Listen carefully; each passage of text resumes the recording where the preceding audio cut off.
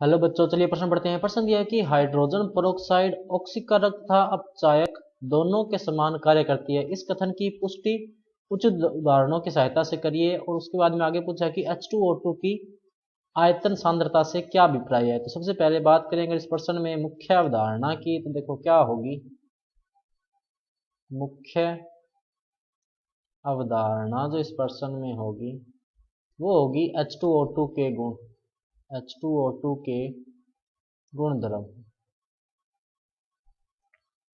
तो देखो क्या होता है कि हाइड्रोजन पेरोक्साइड जो है, अगर अपने बात करें तो इसका वियोजन देखो कैसे होता है। H2O2 का वियोजन होता है कुछ इस तरह से, H2O प्लस O2 में, इस तरह से।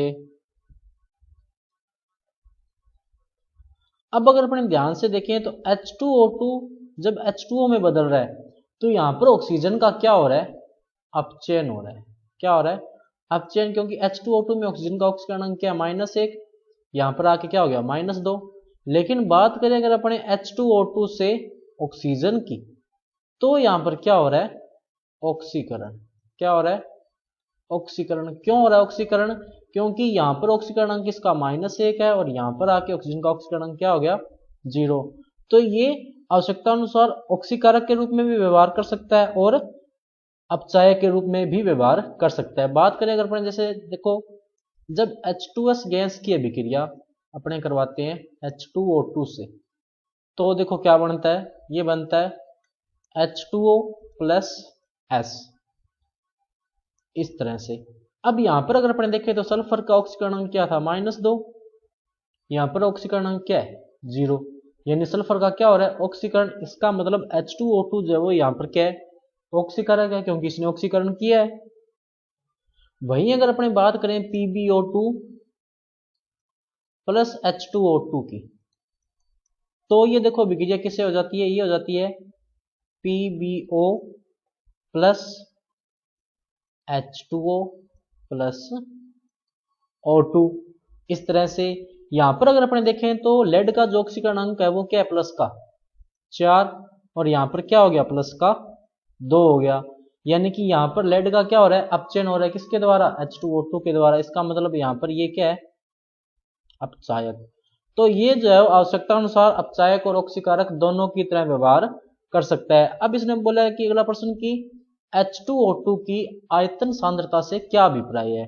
तो देखो क्या होती है ये कि H2O2 की जो सांद्रता होती है वो अपने सामान्यतः नहीं दर्शा सकते कि H2O2 की सांद्रता को उसके पूर्ण अपघटन, उसके पूर्ण अपघटन से प्राप्त ऑक्सीजन के आयतन के आधार पर दर्शाते हैं, आयतन के आधार पर दर्शाते हैं। देखो कैसे है कि जैसे H2O2 है, अपने को पता है इसका अपघटन किसमें होता है, H2O प्लस O2 में। बात करें संतुलित अभिक्रिया की तो कुछ इस तरह से होगी। तो अब देखो अपने को पता है कि H2O2 का जब अपघटन होगा तो क्या बनेगा, ऑक्सीजन बनेगा। अब देखो क्या होगा कि अगर मान लो कि किसी जो आयतन है या कोई भी अपने पास H2O2 का विलयन है, उस पर लिखा हुआ है 10 आयतन H2O2, तो इसका मतलब ये होता है कि अगर अपने 1 ml H2O2 लेंगे तो इससे अपने को 10 ml जो है वो क्या मिलेगी, ऑक्सीजन गैस मिलेगी।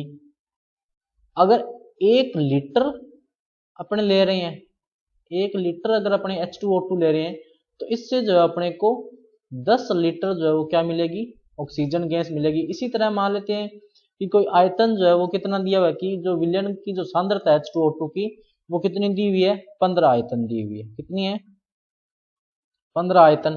तो इसका मतलब ये है कि जब 1 ml H2O2 अपने लेंगे तो इससे 15 ml जो है वो अपने को क्या मिलेगा, ऑक्सीजन मिलेगी, जब उसका पूर्ण अपघटन करवाया जाएगा। इसी तरह मान लो कि 10 लीटर अगर अपने H2O2 ले रहे हैं 15 आयतन वाली, तो 10 लीटर से जो है वो अपने को 150 लीटर ऑक्सीजन जो है वो प्राप्त होगी। तो ये जो है वो तरीका होता है H2O2 की आयतन सांद्रता का दर्शाने का।